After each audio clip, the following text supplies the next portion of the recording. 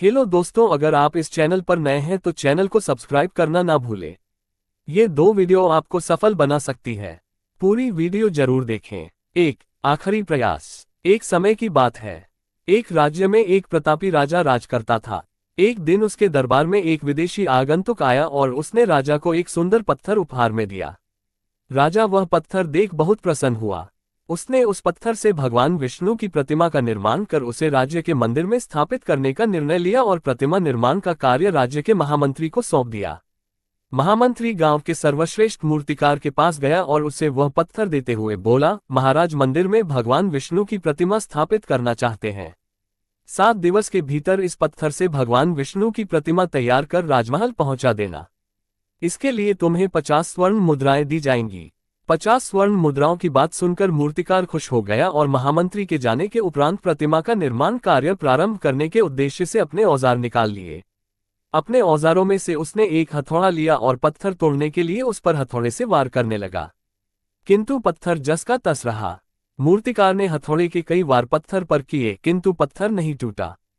50 बार प्रयास करने के उपरांत मूर्तिकार ने अंतिम बार प्रयास करने के उद्देश्य से हथौड़ा उठाया, किंतु ये सोचकर हथौड़े पर प्रहार करने के पूर्व ही उसने हाथ खींच लिया कि जब 50 बार वार करने से पत्थर नहीं टूटा तो अब क्या टूटेगा।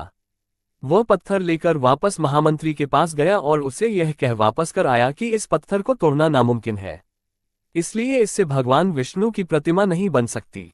महामंत्री को राजा का आदेश हर स्थिति में पूर्ण करना था, इसलिए उसने भगवान विष्णु की प्रतिमा निर्मित करने का कार्य गांव के एक साधारण से मूर्तिकार को सौंप दिया। पत्थर लेकर मूर्तिकार ने महामंत्री के सामने ही उस पर हथौड़े से प्रहार किया और वह पत्थर एक बार में ही टूट गया। पत्थर टूटने के बाद मूर्तिकार प्रतिमा बनाने में जुट गया। इधर महामंत्री सोचने लगा कि काश पहले मूर्तिकार ने एक अंतिम प्रयास और किया होता तो सफल हो गया होता और 50 स्वर्ण मुद्राओं का हकदार बनता। सीख। मित्रों, हम भी अपने जीवन में ऐसी परिस्थितियों से दो चार होते रहते हैं। कई बार किसी कार्य को करने के पूर्व या किसी समस्या के सामने आने पर उसका निराकरण करने के पूर्व ही हमारा आत्मविश्वास डगमगा जाता है और हम प्रयास किए बिना ही हार मान लेते हैं। कई बार हम एक दो प्रयास में असफलता मिलने पर आगे प्रयास करना छोड़ देते हैं, जबकि हो सकता है कि कुछ प्रयास और करने पर कार्य पूर्ण हो जाता या समस्या का समाधान हो जाता। यदि जीवन में सफलता प्राप्त करनी है तो बार बार असफल होने पर भी तब तक प्रयास करना नहीं छोड़ना चाहिए जब तक सफलता नहीं मिल जाती। क्या पता जिस प्रयास को करने के पूर्व हम हाथ खींच ले वही हमारा अंतिम प्रयास हो और उसमें हमें कामयाबी प्राप्त हो जाए। कहानी 2, शिकंजी का स्वाद। एक प्रोफेसर क्लास ले रहे थे। क्लास के सभी छात्र बड़ी ही रुचि से उनके लेक्चर को सुन रहे थे। उनके पूछे गए सवालों के जवाब दे रहे थे, लेकिन उन छात्रों के बीच कक्षा में एक छात्र ऐसा भी था जो चुपचाप और गुमसुम बैठा हुआ था। प्रोफेसर ने पहले ही दिन उस छात्र को नोटिस कर लिया, लेकिन कुछ नहीं बोले। लेकिन जब 4-5 दिन तक ऐसा ही चला तो उन्होंने उस छात्र को क्लास के बाद अपने केबिन में बुलवाया और पूछा, तुम हर समय उदास रहते हो, क्लास में अकेले और चुपचाप बैठे रहते हो, लेक्चर पर भी ध्यान नहीं देते, क्या बात है, कुछ परेशानी है क्या? सर, वो छात्र कुछ हिचकिचाते हुए बोला, मेरे अतीत में कुछ ऐसा हुआ है जिसकी वजह से मैं परेशान रहता हूँ, समझ नहीं आता क्या करूँ। प्रोफेसर भले व्यक्ति थे, उन्होंने उस छात्र को शाम को अपने घर पर बुलवाया। शाम को जब छात्र प्रोफेसर के घर पहुंचा तो प्रोफेसर ने उसे अंदर बुलाकर बैठाया। फिर स्वयं किचन में चले गए और शिकंजी बनाने लगे। उन्होंने जानबूझकर शिकंजी में ज्यादा नमक डाल दिया। फिर किचन से बाहर आकर शिकंजी का गिलास छात्र को देकर कहा, ये लो शिकंजी पियो। छात्र ने गिलास हाथ में लेकर जैसे ही एक घूंट लिया, अधिक नमक के स्वाद के कारण उसका मुंह अजीब सा बन गया। ये देख प्रोफेसर ने पूछा, क्या हुआ?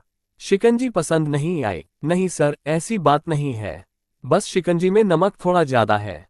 छात्र बोला, अरे अब तो ये बेकार हो गया, लाओ गिलास मुझे दो, मैं इसे फेंक देता हूँ। प्रोफेसर ने छात्र से गिलास लेने के लिए अपना हाथ बढ़ाया, लेकिन छात्र ने मना करते हुए कहा, नहीं सर, बस नमक ही तो ज्यादा है, थोड़ी चीनी और मिलाएंगे तो स्वाद ठीक हो जाएगा। ये बात सुन प्रोफेसर गंभीर हो गए और बोले, सही कहा तुमने, अब इसे समझ भी जाओ, ये शिकंजी तुम्हारी जिंदगी है, इसमें घुला अधिक नमक तुम्हारे अतीत के बुरे अनुभव हैं। जैसे नमक को शिकंजी से बाहर नहीं निकाल सकते, वैसे ही उन बुरे अनुभवों को भी जीवन से अलग नहीं कर सकते। वे बुरे अनुभव भी जीवन का हिस्सा ही हैं। लेकिन जिस तरह हम चीनी घोलकर शिकंजी का स्वाद बदल सकते हैं, वैसे ही बुरे अनुभवों को भूलने के लिए जीवन में मिठास तो घोलनी पड़ेगी ना। इसलिए मैं चाहता हूं कि तुम अब अपने जीवन में मिठास घोलो। प्रोफेसर की बात छात्र समझ गया और उसने निश्चय किया कि अब वह बीती बातों से परेशान नहीं होगा। सीख। जीवन में अक्सर हम अतीत की बुरी यादों और अनुभवों को याद कर दुखी होते रहते हैं। इस तरह हम अपने वर्तमान पर ध्यान नहीं दे पाते और कहीं ना कहीं अपना भविष्य बिगाड़ लेते हैं। जो हो चुका उसे सुधारा नहीं जा सकता, लेकिन कम से कम उसे भुलाया तो जा सकता है और उन्हें भुलाने के लिए नई मीठी यादें हमें आज बनानी होंगी। जीवन में मीठे और खुशनुमा लम्हों को लाइए, तभी तो जीवन में मिठास आएगी। आपको ये कहानी कैसी लगी हमें कमेंट जरूर करके बताएं।